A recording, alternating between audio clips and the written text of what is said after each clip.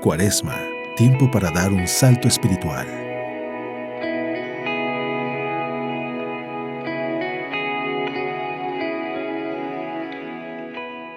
Hoy viernes 3 de abril, el Evangelio según San Juan nos presenta a los oyentes del Señor que quieren quitarlo de en medio, porque con gran seguridad se les presenta como el verdadero enviado del Padre.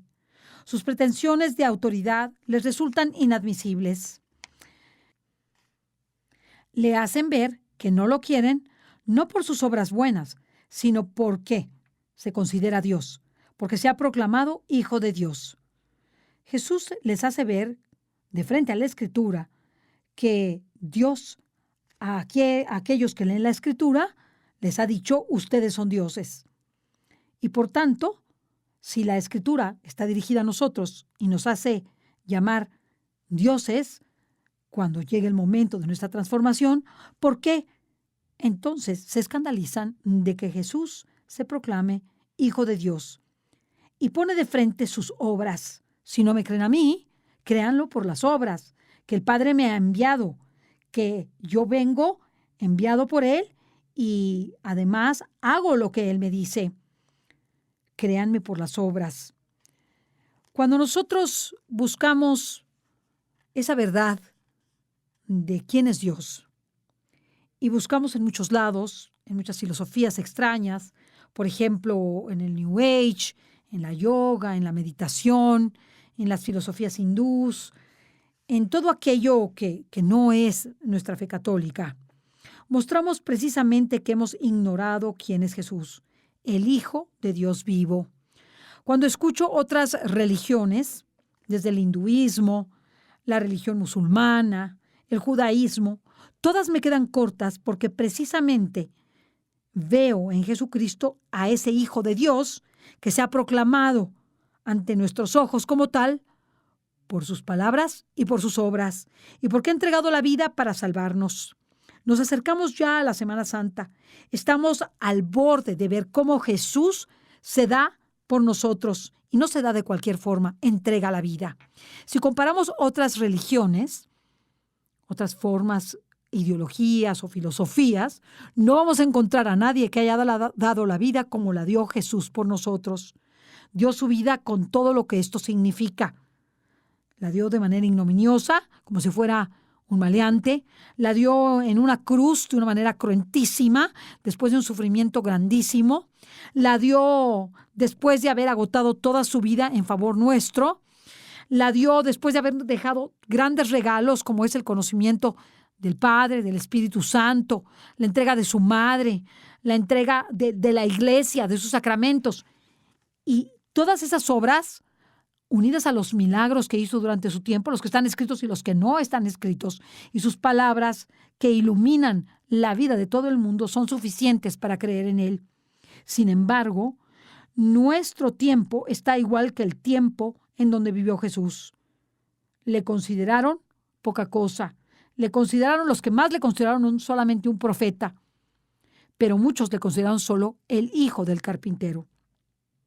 Ese hijo del carpintero que venía de Nazaret, que había nacido en Belén y que no tenía mayor importancia, y que si hablaba con autoridad y si hacía milagros, lo hacía en función del demonio, en función de Belzebul. Así que nosotros tenemos que analizar en nuestra vida realmente quién es Jesús para nosotros. Si es el Hijo de Dios y le creemos al Hijo de Dios, y no solamente creemos en Dios, sino le creemos a sus palabras y sabemos que cada una de sus palabras y de sus obras ha sido realizada por nosotros para cambiar nuestra vida. Es un tiempo de conversión. Jesús nos invita a cada instante y sobre todo en la Cuaresma a dar un salto espiritual, un salto de confianza en Él, un salto de dejar el pecado, un salto de hacer más oración y más sacrificios, un salto de vivir esperanzados, aunque los acontecimientos que se nos presentan son sumamente difíciles.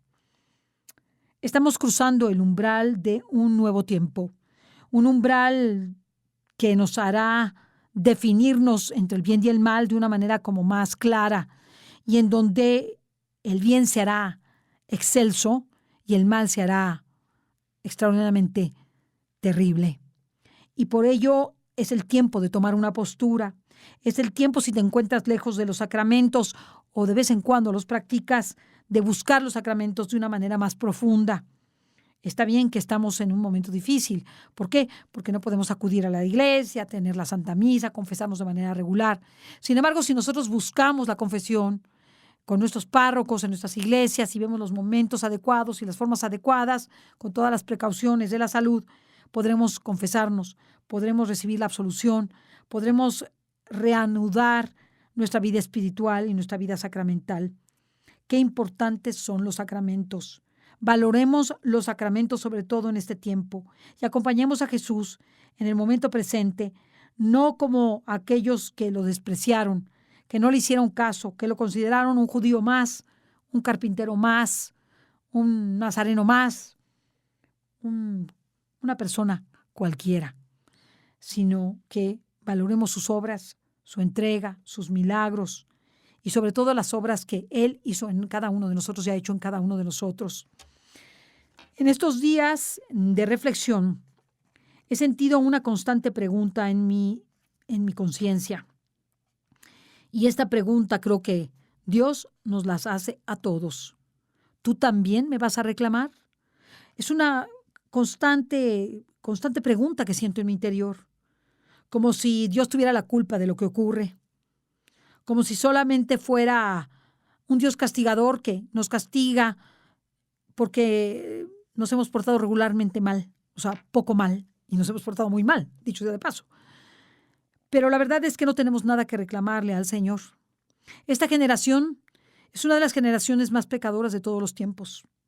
Y lo es no solamente por el pecado personal, sino por el pecado que como naciones y en todo el mundo hemos cometido, por el asesinato de muchísimos niños, más de 500 millones de niños asesinados, por el pecado del aborto. Y esto en cifras oficiales, más las guerras, más las vejaciones a todas las personas, más el narcotráfico y los secuestros, los levantones, todo esto que ocurre en muchas naciones latinoamericanas y en el mundo, el terrorismo. Todo esto clama al cielo justicia y venganza. Y entendamos bien, Dios no es vengador ni castigador por excelencia, no es lo que más le interesa, pero como Padre es preciso que a veces nos abandone a nuestras propias fuerzas, porque solamente de esa manera tendremos la humildad de reconocer nuestras faltas, la humildad de vernos pecadores como lo somos y la humildad de reconocerlo como el Hijo de Dios. Es tiempo de cambio.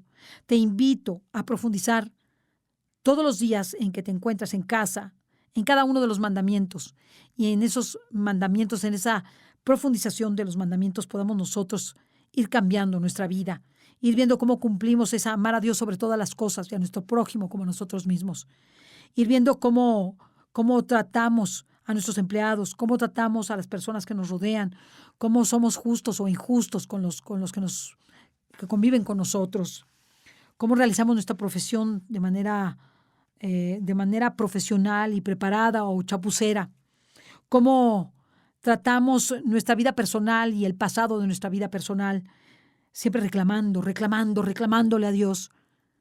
No es tiempo de reclamo a Dios, es tiempo de agradecimiento, de pedir perdón y de cambiar nuestra vida.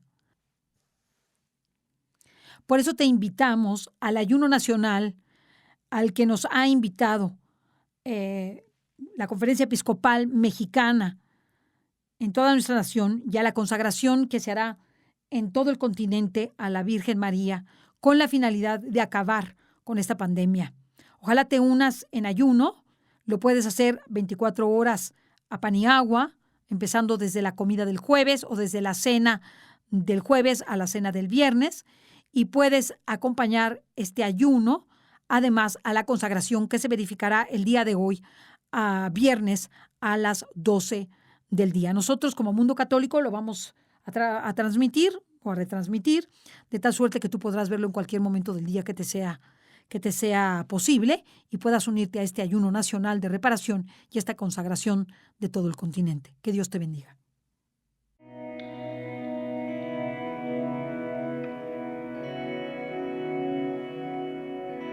Cuaresma, tiempo para dar un salto espiritual.